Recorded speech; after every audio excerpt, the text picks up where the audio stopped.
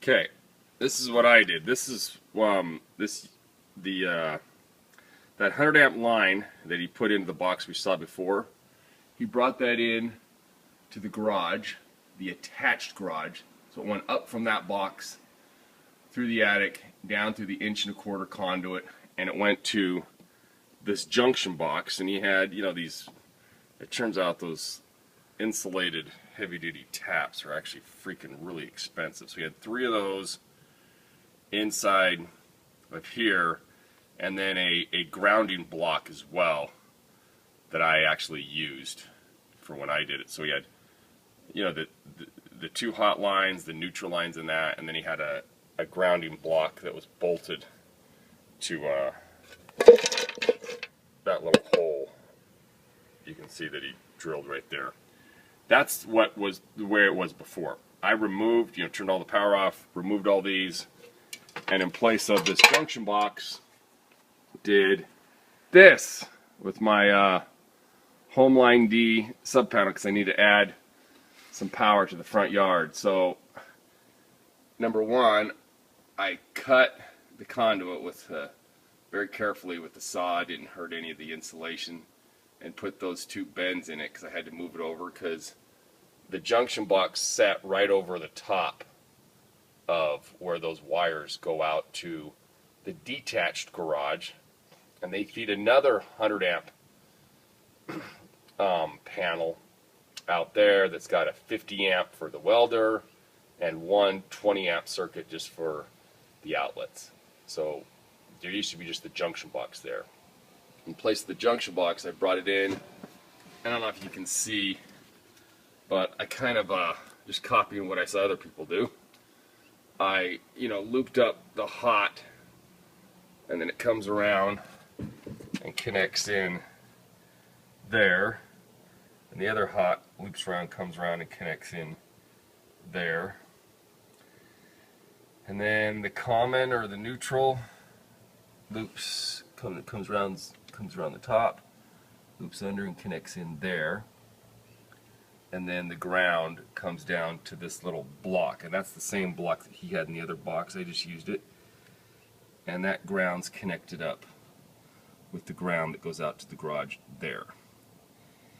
And then I put in this 100 amp circuit, so there's a main 100 amp here in this box. Unlike the one in the garage, there is no main shutoff, so there's got a main. This came with the box, and so that wires the box, provides power, and then there's this 100 amp breaker that goes out to the garage.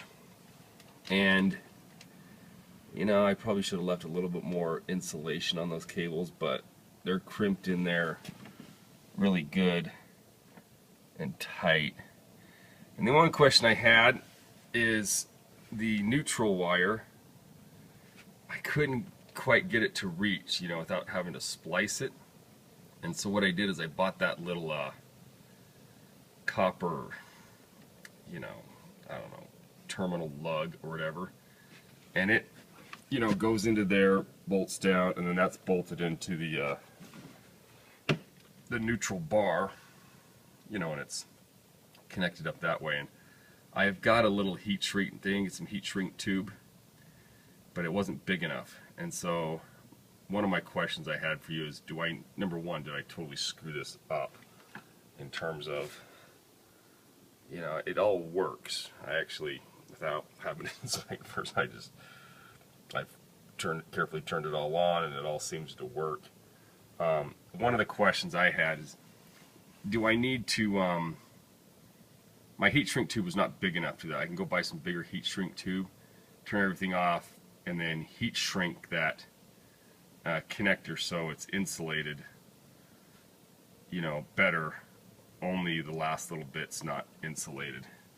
And then I'm going to be able to, run another 30 amp line down through the attic here. That's the main reason why I did this, is come down here. I got another 30 amp line that's going to come in here, and I'm going to use this GE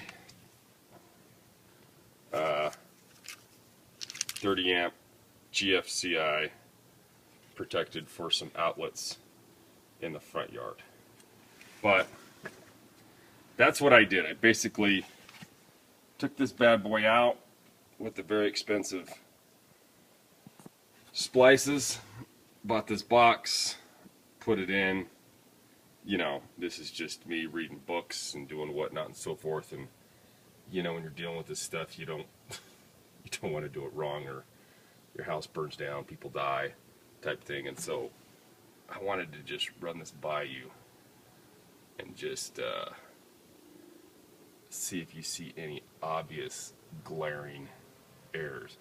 And again, now this one, I mean, they're all daisy chain now, so this goes out to the detached garage, and there's another box out there which, like the box in the garage, does not have the main shutoff either.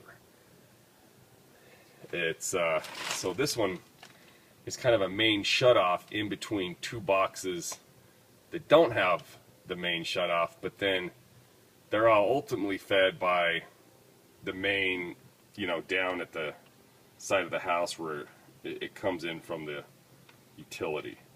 So if that all makes sense, you know, there's two 100 amp shutoffs in that box, and then that box goes to two different boxes in the house, the one in the bathroom that I just showed you, and another one elsewhere in the house which I didn't show you. The one in the laundry room, sorry. And that one in the laundry room comes out and powers this box, to which I'm going to be able to add another circuit, another breaker. And then this box goes out, attached to that 100 amp breaker, and powers another box in the detached garage. So there's the main, the one in the first there's the main from the street, then there's the one in the garage with no main shutoff, then there's this one with the main shutoff, and then this one feeds the one in the garage, and they're all 100 amp, but from what I read, you know, if you added them all up and plugged everything in and turned it all on, yeah, it's going to exceed 100 amps, but as long as you don't plan to use everything all at the same time, doing it this way is not a problem. But anyway, let me know what you think.